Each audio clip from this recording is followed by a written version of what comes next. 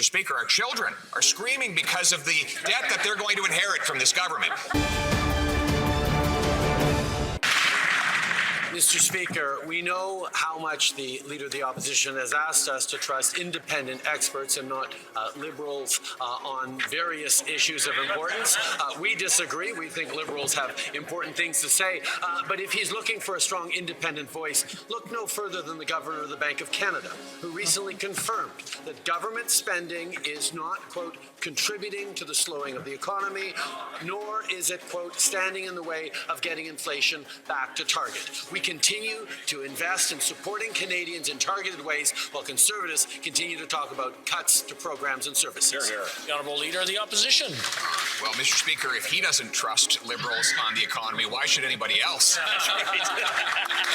It was, in fact, his own finance minister who just weeks before she introduced her budget said that deficits are like pouring gas on the inflationary fire. Then weeks later, she introduced $60 billion, or $4,200 per family, of brand new gas on that fire. Mr. Speaker, our children are screaming because of the debt that they're going to inherit from this government. Will the Prime Minister act responsibly, introduce a plan to balance the budget to bring down inflation and interest rates? The Right Honourable Prime Minister.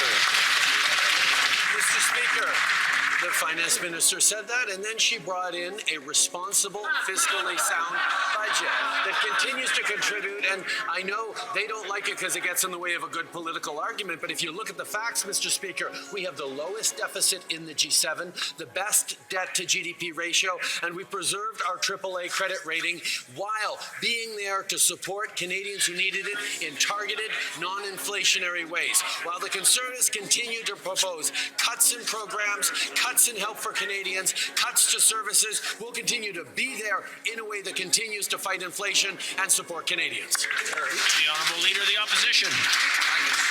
Inflationary spending binge caused the price of everything to go up. All that spending and all that money he flooded into the financial system bid up housing prices. They doubled, leading to the most expensive housing prices in the G7.